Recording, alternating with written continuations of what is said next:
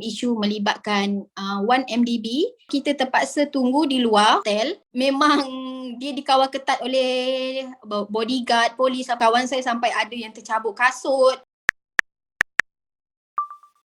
Hai, saya Sofia Susan Albert Kasim, wartawan Portal Getaran. Saya berada dalam industri media lebih kurang dalam 14 tahun.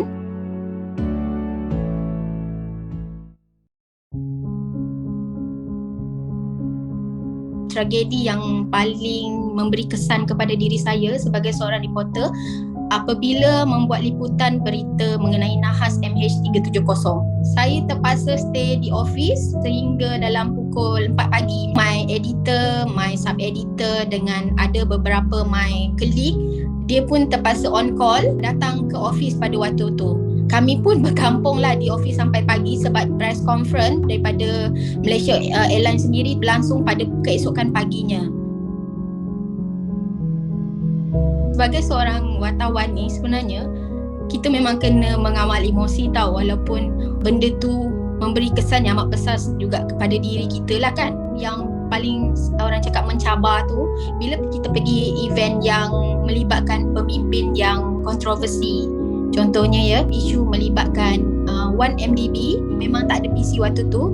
Nak tak nak kita terpaksa tunggu di luar hotel and then kita try nak kita jolok dia, tapi memang dia dikawal ketat oleh bodyguard, polis. Saya ingat lagi dengan kawan saya sampai ada yang tercabut kasut, ada yang kena tolak dengan dia punya bodyguard semualah. Saya masih ingat lagi masa saya membuat liputan untuk Perhimpunan Bersih 3.0 kalau tak silap. Saya terpaksa bergerak dari rumah awal pagi selepas subuh pada waktu tu. Sebagai reporter ni kita kena berarak sekali mengikut orang yang berhimpun. Pada waktu tu memang kita pun kena sekali lah dengan tear gas apa semua tu. Memang pedih, tak tahu nak cakap macam mana, tapi itulah pengalaman yang berguna lah untuk kita sendiri kan. Ada satu tahap tu pernah juga fikir untuk berhenti macam yang saya pernah buat pada tahun 2020 tu. Dalam 10 tahun saya rasa amat tough pada diri saya lah kan. Bukan setakat menulis berita, sebab dunia sekarang ni you kena buat semuanya. Walaupun you jurnalis, tapi you kena ambil gambar sendiri, you kena buat video sendiri. Memang banyak kerja, bukan setakat menulis saja. Sebab minat kita untuk menulis tu dengan menyampaikan berita kepada rakyat Malaysia ni, itu yang membuatkan saya kembali menulis bersama Getaran.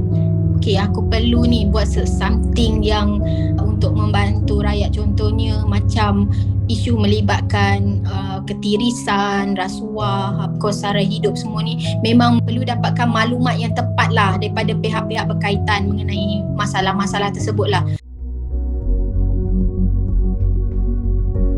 Behind every story, saya nak menceritakan kisah sebenar mengenai apa yang berlaku di dunia politik pada hari ini. Semuanya banyak melibatkan isu rakyat kan. So kita nak bantu menyampaikan maklumat yang tepat dan telus kepada rakyat mengenai situasi yang ada, yang berlaku sekarang inilah. Mengenai aplikasi Luminews Malaysia ni, memang saya rasa satu aplikasi yang wajib ada untuk setiap rakyat Malaysia, sebab kita boleh tahu apa berita penting, apa berita terkini, dan kita boleh dapat juga tengok video-video menarik kan yang ada dalam aplikasi tersebut. Saya Susan Albert dari Getaran, baca artikel saya dan berita-berita terkini di aplikasi Luminews.